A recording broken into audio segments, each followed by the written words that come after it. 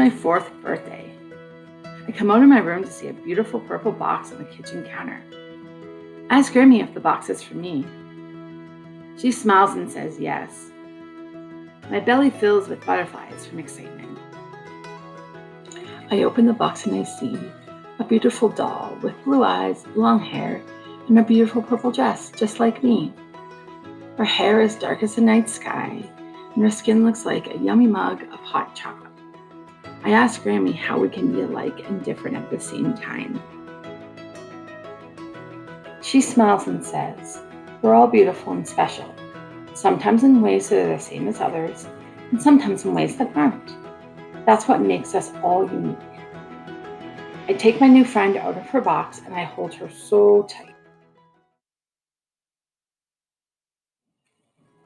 I'm 7, and I'm sitting at my Grammy and Grampy's kitchen table. Grammy gives me a warm, homemade blueberry scone with delicious homemade clotted cream.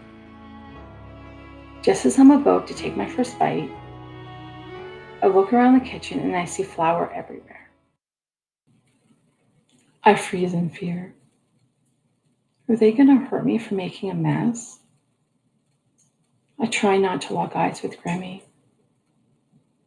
But when I do, she smiles at me and says, "Well, we made quite a mess. I guess all we can do now is have a dance party and clean it up." I'm 18. I'm lying in a dark room. All my senses are deprived. I feel scared and alone. Suddenly I hear beeping. My field of vision starts to come back. I feel a warm, gentle hand touching mine, and I hear a familiar voice. I look towards the voice. I see Grammy, with tears rolling down her cheeks. She looks at me and says, "Sweetie, you need to stop doing this to yourself. You're going to die." A wave of guilt and shame washes over me. How could have I done this to them again? Just as the wave comes, Grammy places her hand on my face and gently tilts my head so she can look me in the eyes. She says, "I know this is not your fault.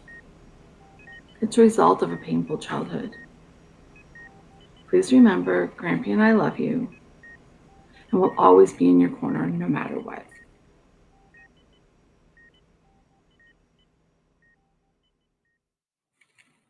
I'm 21 and sitting in a cold, dimly lit holding cell.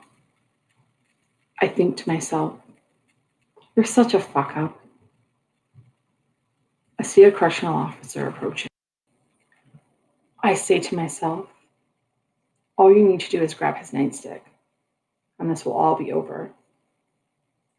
As he gets closer, I see a slight grin on his face and a twinkle in his eye. He says to me, "You have a phone call." In my shock, I say to him, "I'm such a worthless piece of shit. Who the hell would want to talk to me?"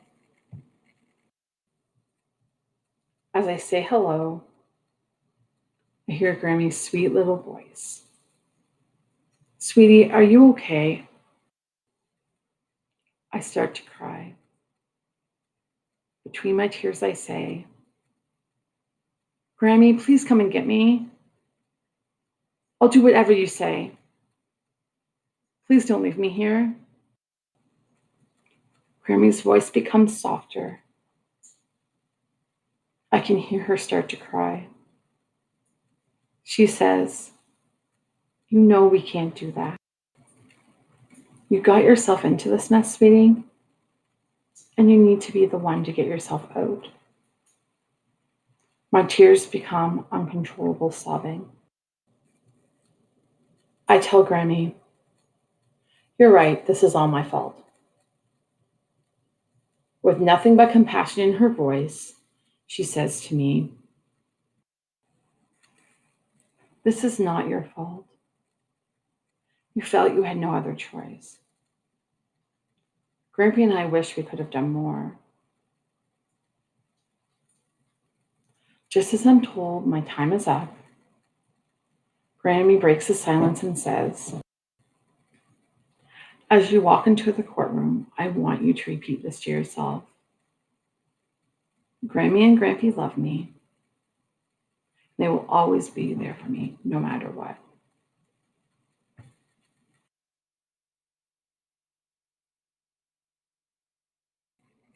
Today I graduate from Sunset Ridge. When I walked through those doors 180 days ago, no one, including myself, thought I would ever walk out a graduate. As they call my name, I look into the crowd and I realize I was wrong.